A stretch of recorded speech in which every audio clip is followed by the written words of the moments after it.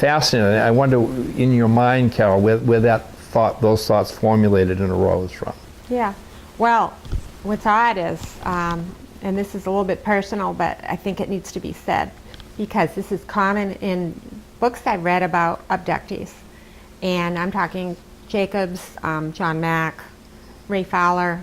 There's just a lot of overlap, and it's this, that women that are abducted are often used as egg donors to hybridize their species. And some people or sources think that they're going extinct. They think we're going extinct, whatever.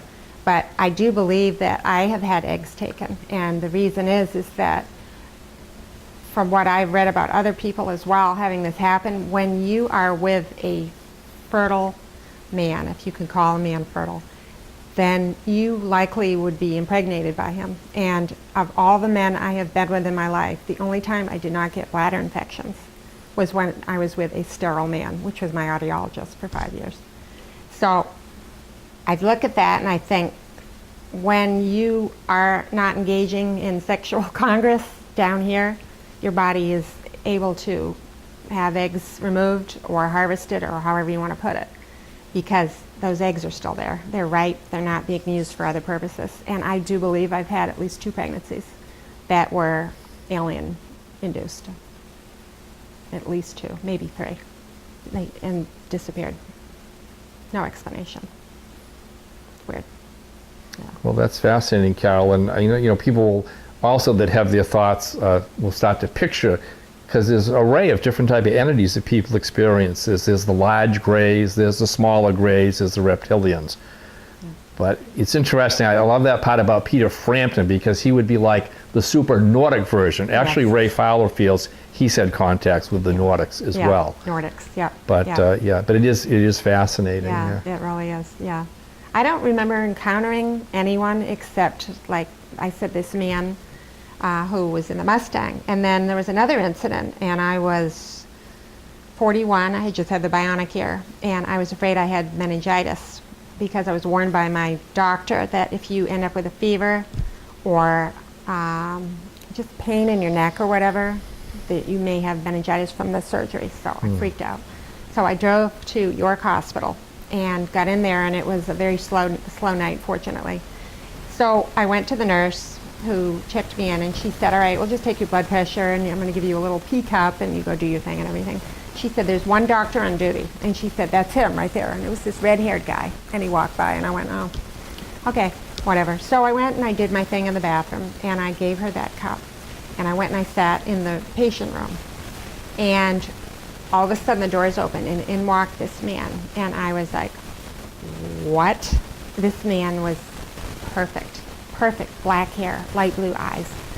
Eyes very much like the man in the Mustang, only the hair color was different, but he was so perfect. And I'm like, hi. And he goes, hello. He goes, I'm Dr. Stone. And he said, I'm just going to look at your symptoms. And so we just did a couple, strength tests and push against my hand and all this. He goes, you're fine. He goes, you just have a bladder infection.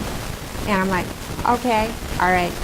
And I took my prescription and I left, and that was the end of that. But I thought over the years that was not the doctor the nurse said was on duty. And she said there was only one doctor on duty. And then this dude walks in, and I'm thinking, this is a parallel universe. It's gotta be. This is just too surreal. People do not look like that. He's too perfect. It's just so weird. So that's my other story. It is, and you've had some paranormal experiences as well. That reminds me of that. There was one of you and Sam. I'm trying to think, up in North Conway. Was it somebody came to the door? It was a woman who had passed. You were told recently about the house where you went to with your husband up in North Conway with Sam. And I wish I could remember that. It was definitely a paranormal occurrence. Yeah. That came to you, and that. And I was trying to remember with your grandmother too. Did you have contact with your grandmother as well after she had passed? It was weird. Each time I had some major event in my life, as for example, my boyfriend, audiologist at 5 years, had committed suicide, but right before he did, I was up in bed and I was not asleep. My eyes were, open, but I was getting ready to go to sleep. And all of a sudden someone sat on my legs, and I could see the light from the hall. There was nobody there. But believe me, you know it when 100 pounds or more lays on your legs, and I leaped out of bed, flying down the stairs, almost broke my neck. Well, years later, maybe 2 years later, I had that happen again, and I tried not to freak out, but during stressful times in my life, I've had this presence just like that. And when I had my bionic ear, I was in bed the night after the surgery at my home in Hampton at the time, and I'm lying there on my side in bed trying to go to sleep, and I could feel someone stroking my hair, and I could feel someone with their knee up against my back like they were leaning on the bed while they stroked my hair. And it's like, I think it was my paternal grandmother, because I've been told that through psychics that they feel that that's who that probably is, and she's just watching over me and comforting me. And I said, well, she's got a weird way of showing it. It's scaring me. But again, how do you convey from that dimension to this one without finding somebody? It'd be almost impossible. So I have had that experience. It's been such a pleasure to know you all the years, because you've had your ups and downs. You always come out on top. You're always a survivor, and you always come out better on top of things than they even were before, with new adventures and new successes. So yeah. I think it's just, you just take it one day at a time, and you just hope that the next day is going to be better, and you just focus on that, and that's what I'm trying to do. So Carol, I have one last question before we kind of finish up today. You've talked about some really hard things with your family. You're going through stage 4 cancer. For those people that aren't here, those people you love who have supported you all this time, we're talking about your daughter and your son, who you love and have been a big part of your story. What would you like to say to them if they were here right now about everything going on in your life now and to this point? Okay. I would say, Andy and Lindsay, everything that's ever happened to me is really related to you in some way. Because when you got here, it gave me purpose. And then as you grew older, you taught me so many things. And what has it meant to have your children in your life?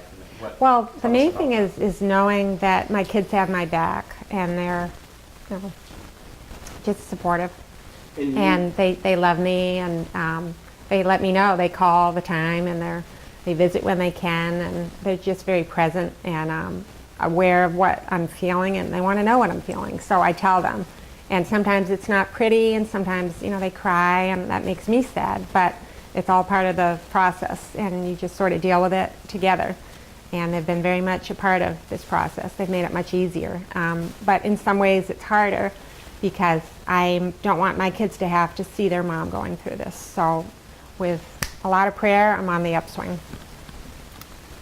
And one of the amazing parts with Lindsay and Andy is their closeness and support of each other. They really are a combination of brother and sister, and closeness and love like that. That's unusual to find. They've been like that since they were young, and they're a team. Yes, and they tend to their mom. Yeah. Well, and with going through a divorce, and then they went through another divorce with their father years later. That's a lot for any kid to deal with.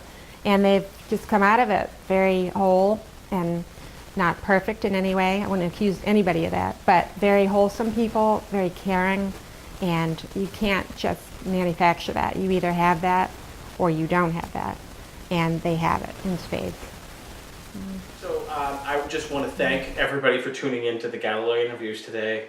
Carol Adams, it was an absolute pleasure to be here and to be on your couch and to talk with you. Thank you. I think you're inspirational. I think the way that you live your life, there's a lot that people can learn from you. I think it takes a lot of bravery to talk about these things. I think it takes a lot of bravery to talk about the struggles that are currently ongoing. But even though I call them struggles, what amazes me about you is you don't see them as struggles. You see them as events. And events that you're going to overcome or that you're going to come out ahead of, no matter what happens. And I think that's something we can all learn. I think so. We can learn from those things. So for all those reasons, I want to thank you. And I've loved you since the day I met you. Thank you. And I'm glad to meet you too. Continually hope that we will have great relationships. Yes. Before we go, can you tell us a little bit about your book or where people could see your art? Yes. My book is called Deaf Daughter, and I self-published through Amazon. They have a subsidy called Create Space, and that was about 2.5 years ago. And I've done a lot of local book signings. However, I do want to take it to another level, and so I'm working with a career coach through Voc Rehab, which is part of the government that subsidizes educational endeavors or business enterprises or whatever for people like myself that have disabilities. So I'm working to kind of promote the book, and it's basically just about my upbringing, dealing with ongoing deafness, and then finally getting a bionic ear, and just the triumphant nature of that and how it made my life much easier. So peppered within those pages are stories like we discussed today about the yellow Mustang, and just little oddities that I thought added some flavor to the whole book. And so what I'm hoping to do is write a sequel, and in that sequel flesh out a little more of these UFO experiences, and maybe combine it a little with my natural treatment of my condition and how I overcame that, and can tell other people to do likewise. Great. And what about your art? Is there a place where people can view your art or buy your art? It's natureloversart.com, and you can find it through Facebook, or if you just Google that, all lowercase, natureloversart.com. And you can see my art on there. I occasionally add an updated portfolio or a picture or two, but I haven't been painting in a few weeks, so bear with me until I get my strength back, and I'll have more photos up. Carol, it was a pleasure talking with you today. Thank you very much. Thanks for having us. Appreciate it. Thanks. All right. Thank you for tuning in.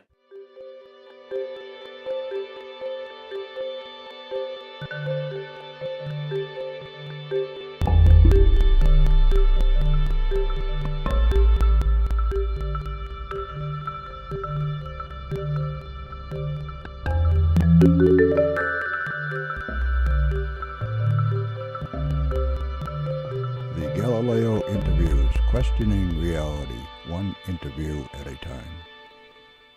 For more information on the Galileo Interviews, please go to www.seacoastsources.com. Please like us on Facebook.